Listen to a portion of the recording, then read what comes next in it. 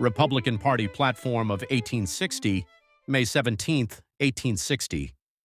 Resolved, that we, the delegated representatives of the Republican electors of the United States in convention assembled in discharge of the duty we owe to our constituents and our country, unite in the following declarations. 1.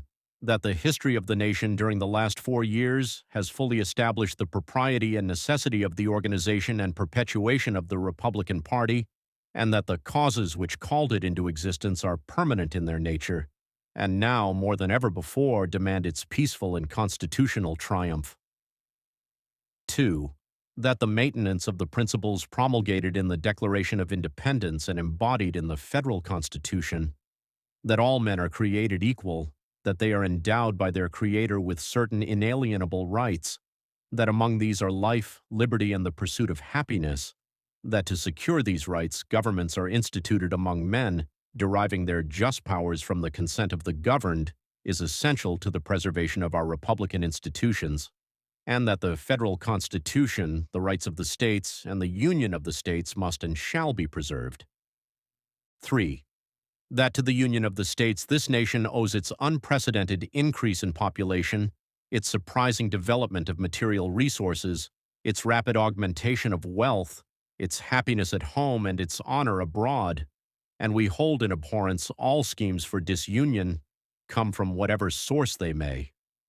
And we congratulate the country that no Republican member of Congress has uttered or countenanced the threats of disunion so often made by Democratic members, without rebuke and with applause from their political associates, and we denounce those threats of disunion in case of a popular overthrow of their ascendancy as denying the vital principles of a free government and as an avowal of contemplated treason, which it is the imperative duty of an indignant people sternly to rebuke and forever silence.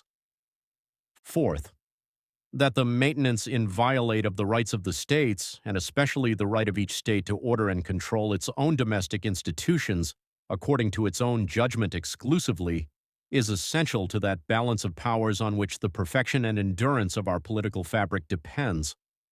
And we denounce the lawless invasion by armed force of the soil of any state or territory, no matter under what pretext, as among the gravest of crimes.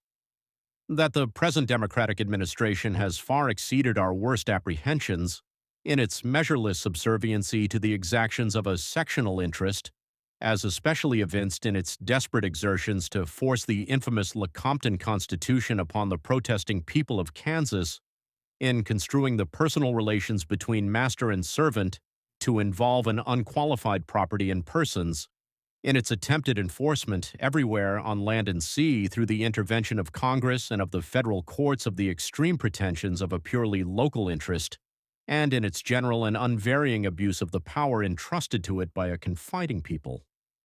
6.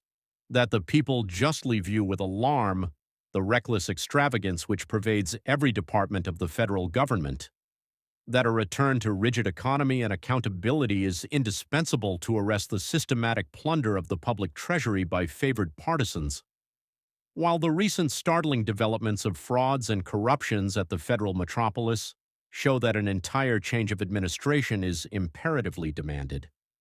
7.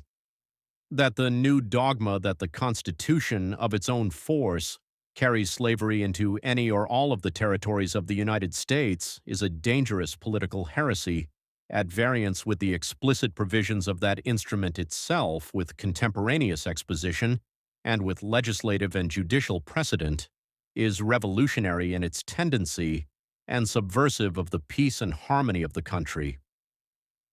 8. That the normal condition of all the territory of the United States is that of freedom, that, as our Republican fathers, when they had abolished slavery in all our national territory, ordained that no person should be deprived of life, liberty, or property without due process of law, it becomes our duty, by legislation, whenever such legislation is necessary, to maintain this provision of the Constitution against all attempts to violate it, and we deny the authority of Congress, of a territorial legislature, or of any individuals to give legal existence to slavery in any territory of the United States. 9. that we brand the recent reopening of the African slave trade under the cover of our national flag, aided by perversions of judicial power, as a crime against humanity and a burning shame to our country and age, and we call upon Congress to take prompt and efficient measures for the total and final suppression of that execrable traffic. 10.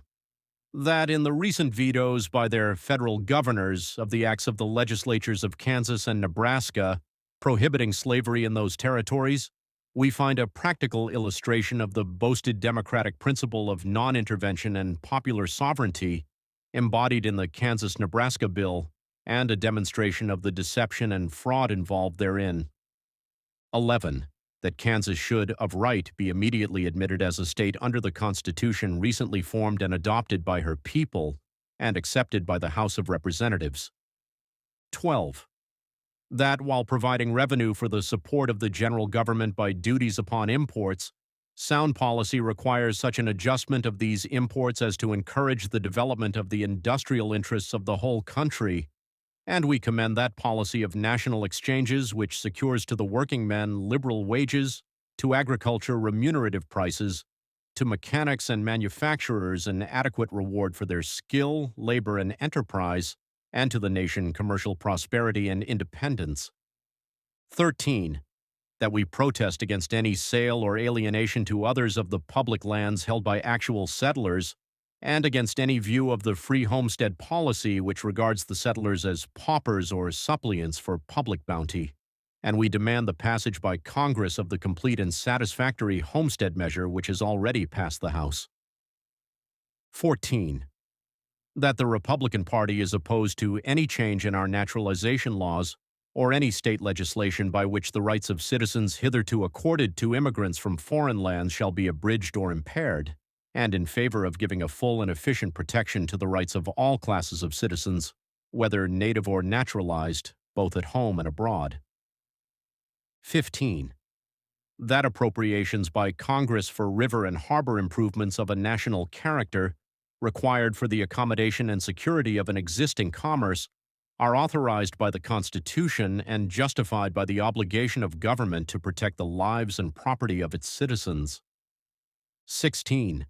That a railroad to the Pacific Ocean is imperatively demanded by the interests of the whole country, that the federal government ought to render immediate and efficient aid in its construction, and that, as preliminary thereto, a daily overland mail should be promptly established. 17. Finally, having thus set forth our distinctive principles and views, we invite the cooperation of all citizens, however differing on other questions, who substantially agree with us in their affirmation and support. APP note: the official proceedings of the 1860 Republican National Convention indicates that the platform was announced and read on the second day of the convention, May 17, 1860. Republican Party Platforms, Republican Party Platform of 1860. Online by Gerhard Peters and John T. Woolley, The American Presidency Project.